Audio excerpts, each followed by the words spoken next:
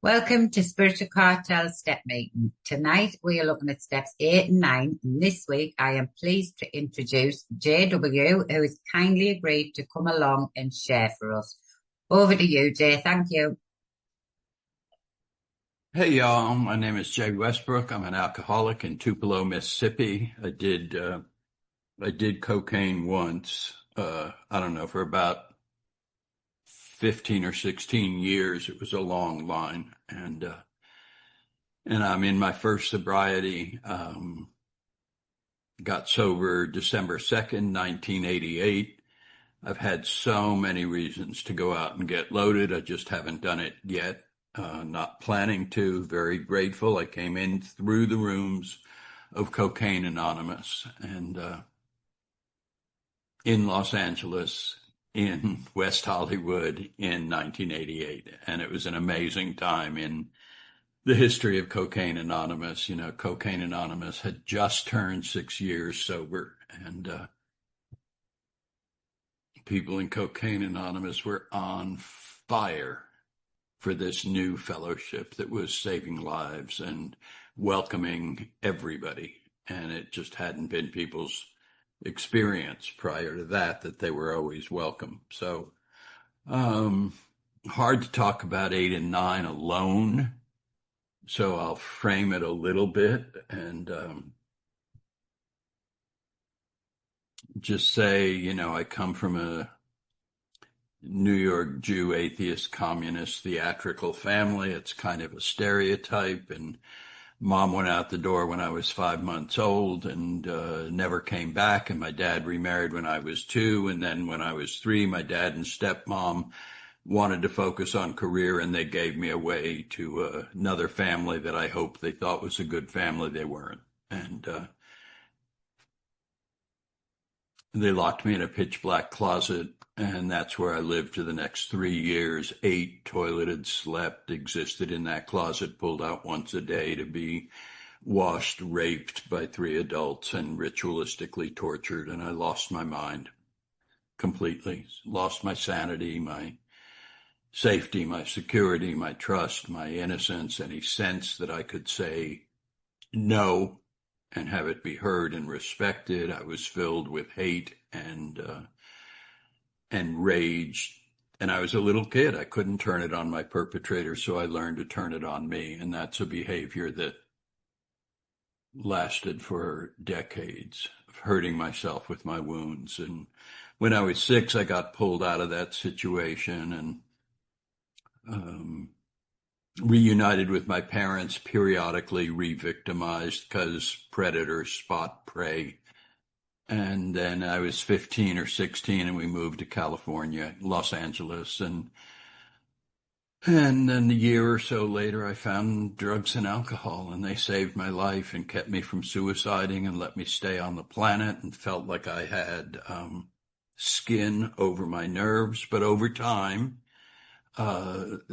they kind of made me stupid, and the stupidity led to bad decision making, and the decision making put me in front of a power greater than myself, who on my first ever encounter with the criminal justice system sentenced me to double 5 to life in the penitentiary.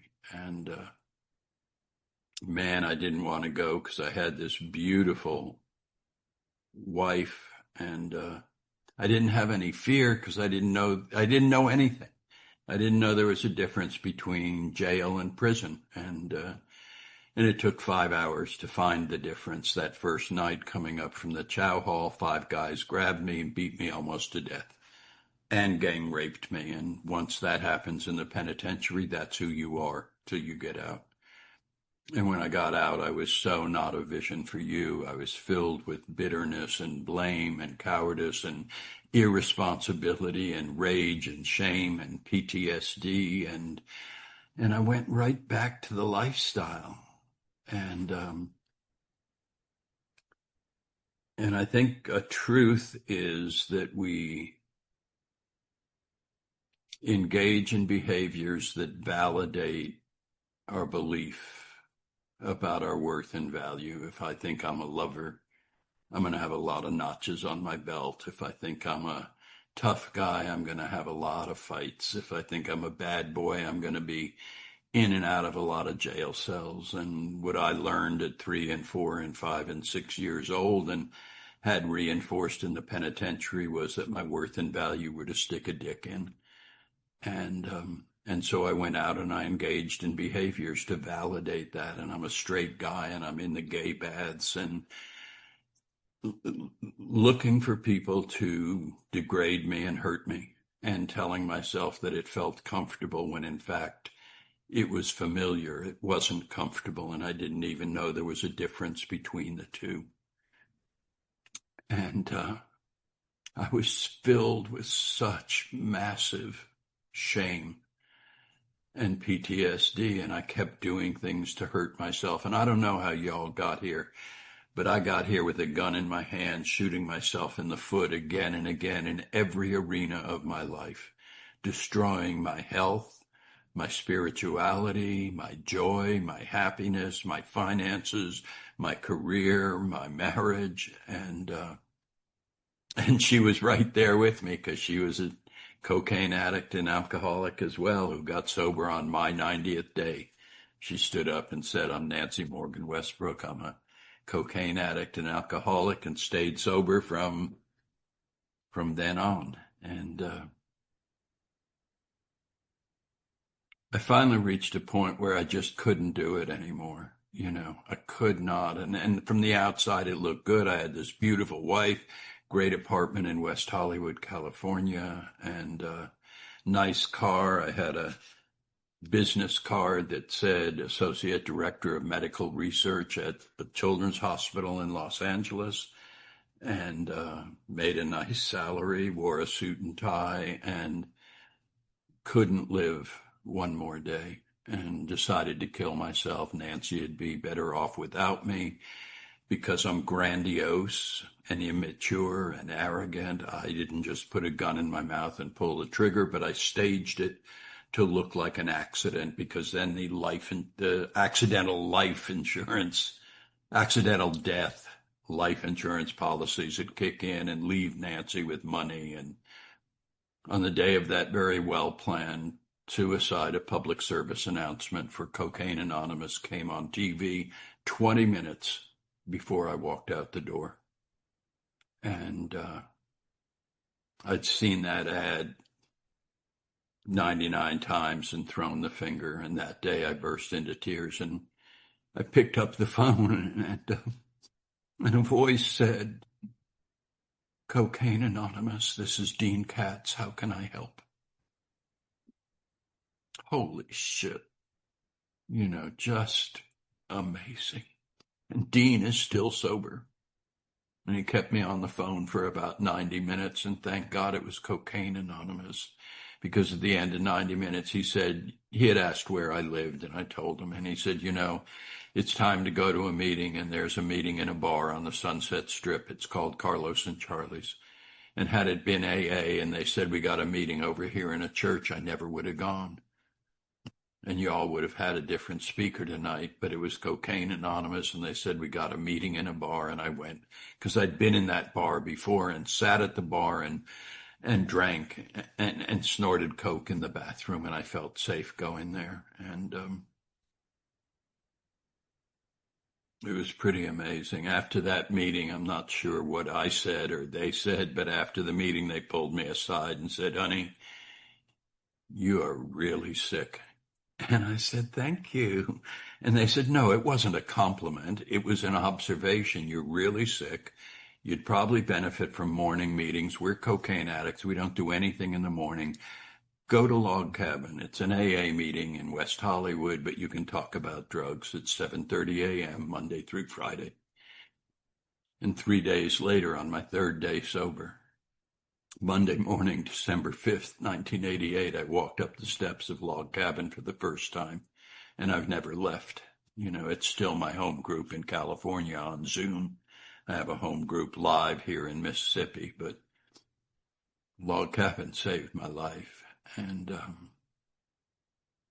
my wife started the first ever Cocaine Anonymous meeting at Log Cabin, but it was amazing. And I walked in there and I was so unhappy, and I looked around, and that polar thinking that we have when we're new: always, never, everyone, nobody, black, white, that there's no gray. And I looked around and I decided everyone was happy except me. And I started running around asking what do I need to do to be happy? What do I need to do to get happy? And some old timer said to me, "Listen, kid," this is a long time ago. He said, "Listen, kid, stop worrying about what to do to get happy and just stop doing the things that are making you unhappy." And it changed my life, because it was everything I was doing. Everything I was doing was making me unhappy, including working at that hospital. Nancy and I never had kids. We don't like children. And that, thank God we didn't have them. There are people who don't like them and they go ahead and have them. But that's alcoholism. I don't like children, and I'm working at a children's hospital. And that day, that first day at Log Cabin, somebody said to me, a boy in a pink shirt standing on the steps greeted me and said, "Hi, honey. Welcome to Alcoholics Anonymous. If you leave your fantasies at the door, all of your dreams can come true in AA if you're willing to work for them." And I about fell over, because my fantasy was that when I handed you this business card, you'd be impressed. You weren't. And my dream that I was ignoring was to work with the dying. And that day, when that meeting ended at 8:30 a.m. with 3 days sober, I drove into the hospital and quit my job. And I drove downtown to County Hospital and got a job as a cancer nurse for a year and a pain management nurse for a second year. And then I made the leap to hospice. And that's where I've been ever since. I'm a bedside hospice nurse and a grief and loss counselor. And I was still a arrogant atheist who blamed God for every bad thing that ever happened to me. But there is no God. I don't believe in God, but it's God's fault that I was incested and raped and tortured, and complete hypocrite intellectually. And I prayed to God, the God I didn't believe in. And it was like, "Please, God, let the dealer be there and the dope be good. Please, God, don't let those police be pulling me over." That kind of prayer to a God I didn't believe in. But Nancy got sober on my 90th day, and we got sponsors, and we worked the steps, and we went to meetings. I went to a AA meeting every morning and a CA meeting every night, and so did Nancy. And we jumped in, and we were of service, and we took commitments, and we sponsored, and we had sponsors, and we sponsored people, and we did all the stuff, and I'm going along. And when I made that leap to hospice, what happened was the place where life and death meet is filled with God, period. That's not a thought, a hypothesis, of theory, a possibility. It was an experiential certainty for me. And so then I had to figure out how that God could possibly exist given my history. How could a God let what happened to me at 3 and 4 and 5 and 6 years old happen? And where I got to, lots of iterations, but I got to, my God is a loving God who designed it, created it, put it in motion, and gave us free will. And that God co-journeys with me, never, ever, ever leaves my side, and co-suffers with me, but is a non-intervening God. And that was the only way that I could have a God, given my history and story. And my God watched me being raped at 3 and 4 and 5 and 6 years old, and wept at my suffering, and looked at my rapists and wept at their suffering, that they had moved so far from his grace, but did not intervene, because they were made with everything they needed for redemption, and I was made with everything I needed for resilience. So I have a non-intervening God So is this ever going to get to steps 8 and 9? I'm there.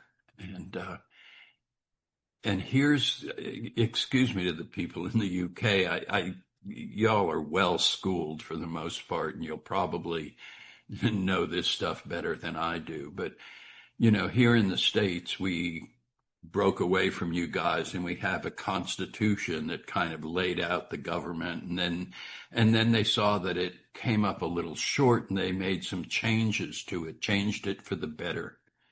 And they call those changes the Bill of Rights. That's the first 10 amendments to the Constitution. It's not the first 10 apologies to the Constitution.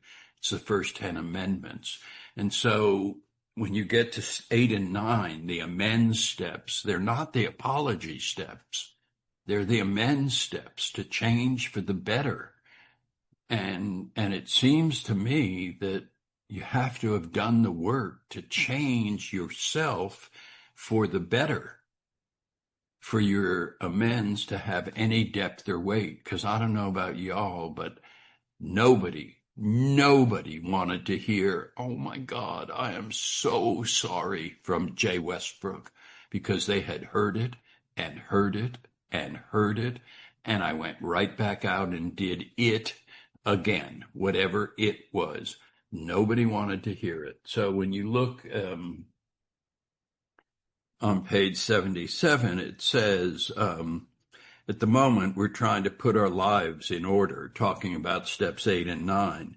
But this is not an end in itself. Our real purpose is to fit ourselves to be of maximum service to God and the people about us. So that's the real purpose of 8 and 9.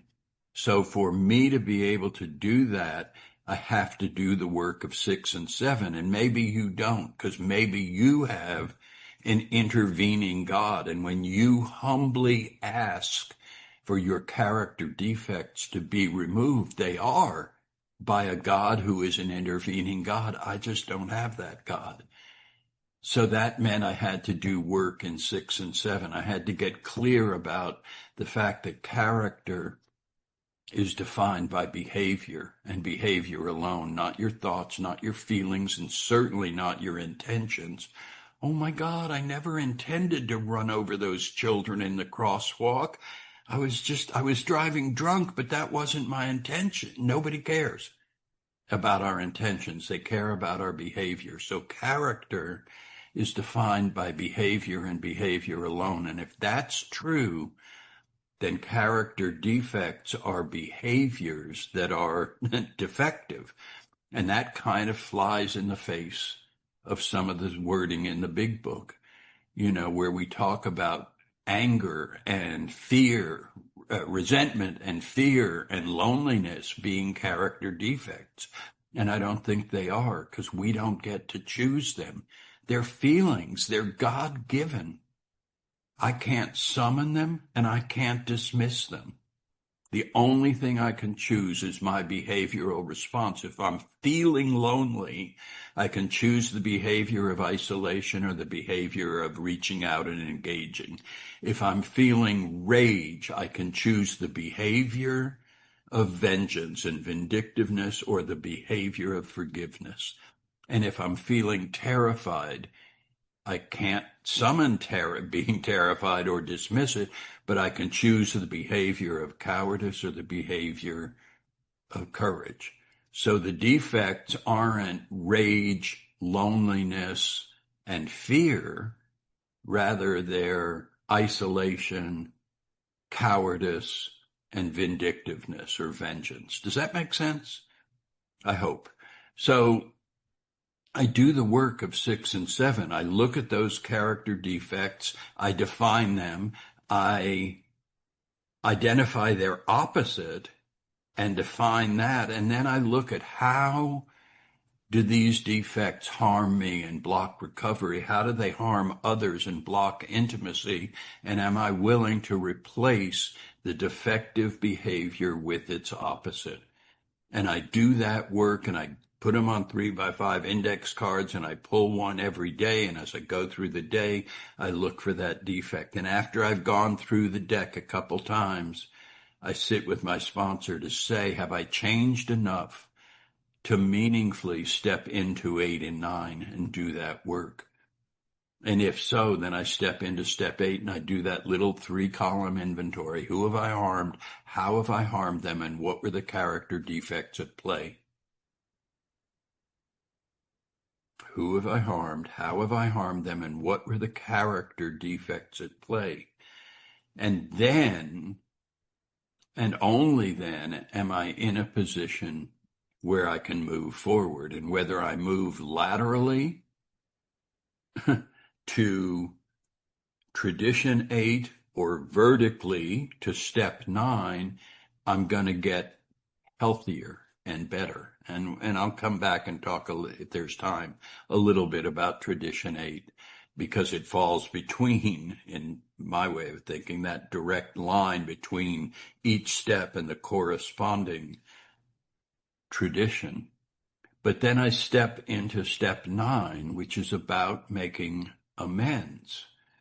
And I go through the list with my sponsor, and we see which ones, and they're all going to end up being a living amends, and some of them are also going to have a financial amends attached to it, or they may have a direct face-to-face amends attached to it, or it may be a dead letter, because I'm writing a letter to someone who has died, or someone who is still an active drug dealer, and it's not safe to go to that person.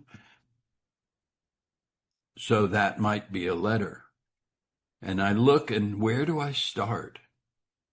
Where do I start on this set of amends? And I'd have to think, like, who did I harm more deeply and more consistently than anyone else? And I got to tell you, for most of us, there's only one answer, and it's the person in the mirror. I don't know about y'all, but the stuff I did to me, I hated me so much. The way I spoke to myself, the way I spoke about myself, the violent situations I put myself in, the needles I stuck in my arm, the pipes I stuck in my mouth, the alcohol I stuck in my stomach, the betrayal of my values, the loss of my dignity and my humanity, the cheating on Nancy. I mean, we both were liars, cheaters, and thieves, but what she did is irrelevant to what I did. You know, today I'm a man of honor. And in my relationship, that regardless of how Nancy's acting on any given day, and I don't want to, some of you've heard me speak before, I need to say that we spent a lifetime together, and 11 weeks to the day after our 42nd wedding anniversary, Nancy died in my arms in our home on hospice with pancreatic cancer. And man, the ground went out from under me, and I did not know if I could stay sober. But I got real clear that I was unwilling to disrespect the program that gave Jay so much, it gave Nancy so much, it gave Jancy so much. We were that AA couple, Jay and Nancy, Jancy in West Hollywood, California. And so I reframed my pain as small price to pay for a lifelong love affair. And I took Nancy's wedding ring and mine to a custom jeweler named JR in Beverly Hills. And I said, melt the two rings together and make me a new one that's thicker and wider. And that's what I wear today. And so you kind of have Jancy speaking to you today, 2 for the price of 1. And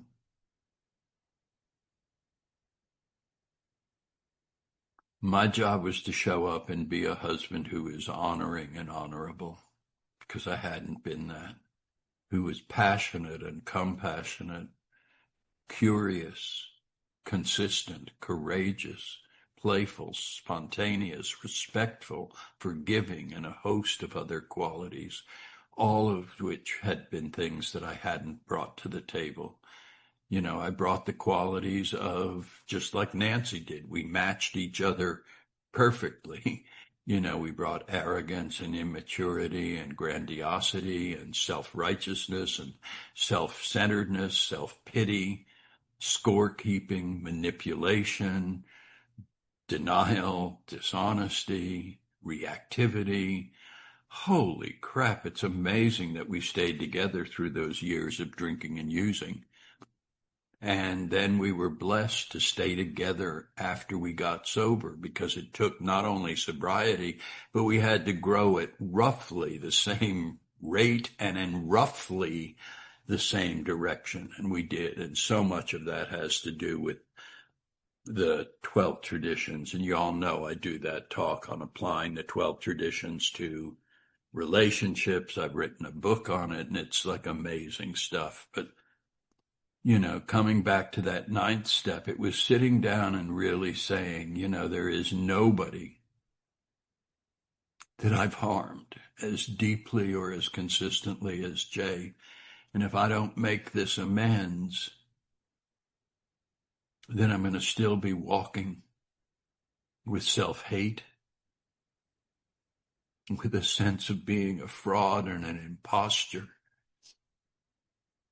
And everything that goes with being not enough, which is to act like I am so much fucking better than you and look down at you, all the while unable to look in the mirror because I know what a piece of shit I am. And if I believe I'm a piece of shit, then sooner or later I'm going to go out and act that way.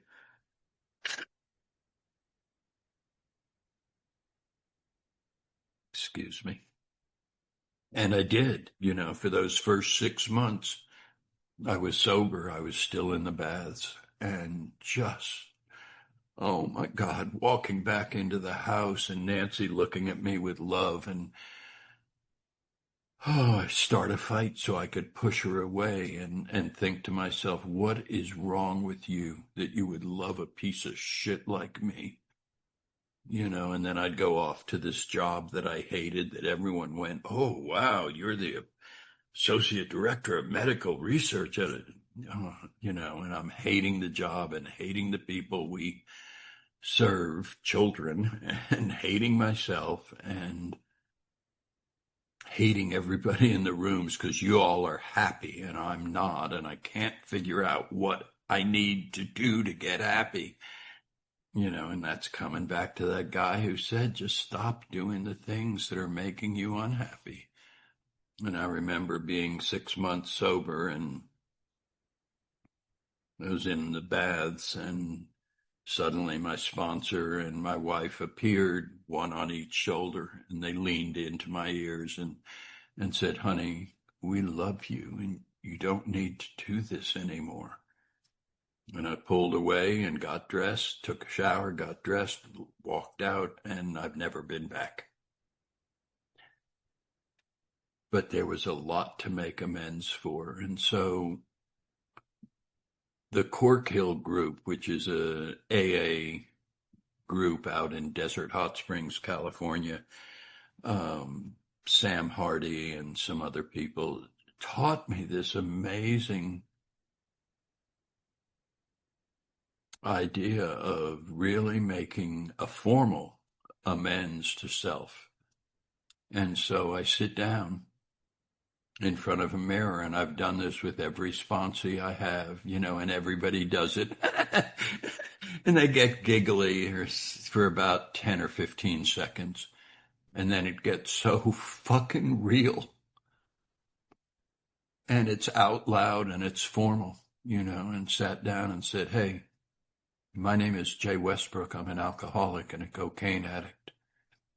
And I'm clean and sober today in a 12-step program, the 9th step of which is about making amends. And that's what I'm here to do. And it included an apology. And it's one of the rare situations where we get to identify what the cost was to the other person. Normally, I don't get to say that. I can't say, Nancy, I'm so sorry that I cheated on you and it caused you to. That's for her to know what it did. I can't assume that I know. maybe it filled her with rage or with shame or with um, the rationale for her to do the same thing. And maybe she felt betrayed, or maybe she felt empowered, I don't get to say for her or for anyone else, but I do for me. And so I can sit down and say, I'm so sorry for the way that I've spoken to you and about you, that left you feeling like a piece of shit, like a fraud, like an imposter, like someone who didn't deserve to even breathe the air on the planet. And what was going on was I was judgmental and critical and mean and terrified.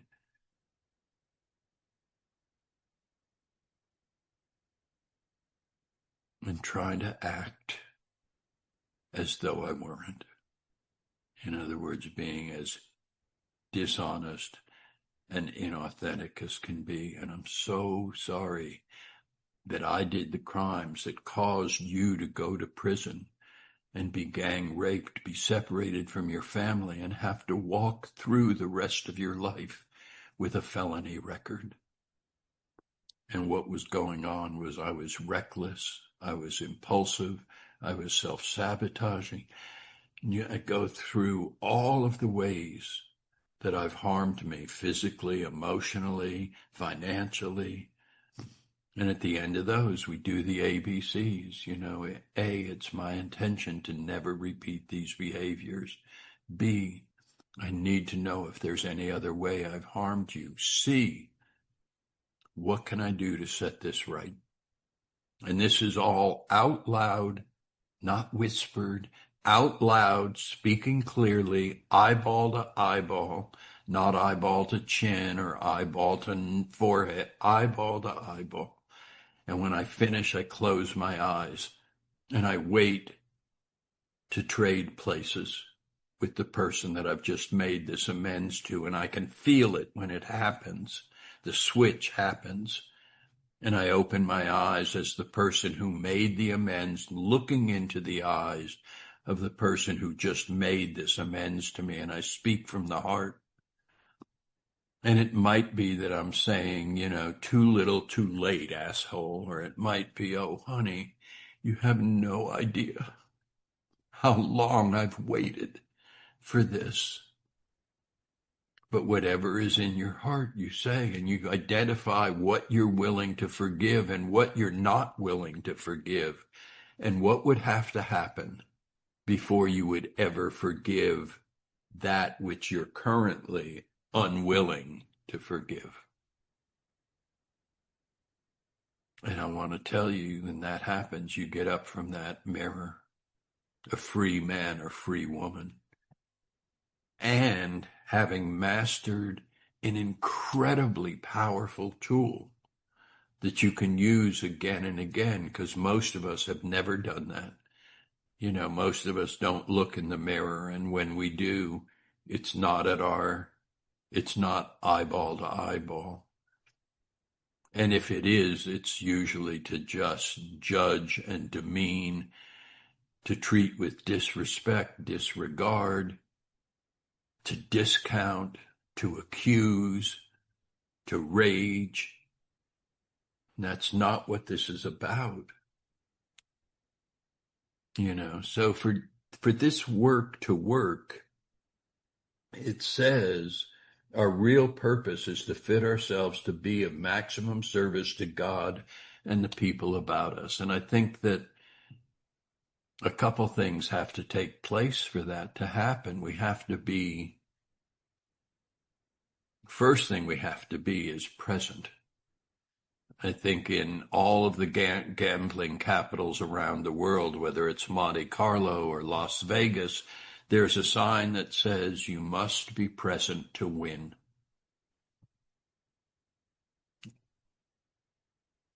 And if I'm back there in my childhood or my adolescence or my young adulthood, then I can't be here because I'm there.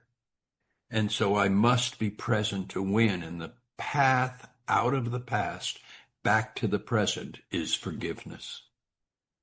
The path out of the past back to the present is forgiveness. It's the only way I can be present. Otherwise, I'm back there. And I also have to get clear on what forgiveness is and what it isn't. Forgiveness is not about condoning, excusing, approving, or even forgetting their behavior or my old behavior. You never want to forget it, or you might put yourself back in harm's way at their hands or your own. But it's not about condoning, excusing, approving in any way. I forgive for me so that I can be free of the corrosive feelings of bitterness and blame and victimhood and rage and anger and desire for vengeance. Because it's impossible for me to fit myself to be of maximum service to God and my fellows if I'm walking with those feelings. I'm such a victim. I'm so fucking pissed at them. It's their fault. Or I'm a piece of shit. I can't be of service to God and others from that place. So I need to forgive, and I forgive for me. And, there's a story of the two young guys, 18 years old, when World War II broke out, and they both enlisted in the Army, and they went down to Fort Benning, Georgia, and went through basic training, and then they went through advanced paratrooper training, and they flew them over to Europe to fight the Nazis, and they jumped out of the plane, and as they're coming down in their parachutes, they're both shot, wounded, captured, imprisoned, tortured, and eventually liberated. When they come back to the States and they fall out of touch with one another, and decades later, as old men, they meet at one of those reunions for World War II veterans, and they get misty-eyed and they hug. And the first one says, "Oh my God, it's so good to see you. I need to ask, have you forgiven our captors?" And the second one screams, "Never!" And the first one goes, "Then I guess they still hold you captive." And I absolutely love that story, because that's the essence of forgiveness. We forgive for ourselves. Otherwise, we're still held captive by those perpetrators or those soldiers or those whatever. And I'll tell you one more quick story. It comes out of Marie Monville's book called One Light Still Shines. And Marie and John were a married couple. They had 2 kids. They lived in Lancaster County, Pennsylvania, amongst the Amish people. They weren't Amish, but they lived amongst them. Their daughters went to the non-Amish school. John drove a truck and he picked up the milk at the Amish farms and drove it the 50 or 60 miles to the dairy every day. That was his job, because the Amish don't drive. They do horse and buggies still. And the dairy to pasteurize the milk was too far away. So that was John's job. And one morning, John got up, and instead of getting in his truck, he got in his car. And he drove to the Amish school, and at gunpoint he forced the teachers and the male students out, and he shot 10 female students, 5 of whom died, and then put the gun in his mouth and pulled the trigger and killed himself. And word went through this little community like wildfire, and the other school closed, and Marie's 2 kids come home, and that afternoon she's sitting there reeling, trying to figure out what, how, why, just at a complete loss, and her husband's dead, and she looks out the window, and here come 5 very stern-looking Amish men with their beards and their coveralls and their hats, and she can tell they're headed to her house, and they come right up to her door. And she's kind of scared to answer, but she goes to the door and she opens it, and they say, "Are you okay?" She says, "No." And they go, neither are we.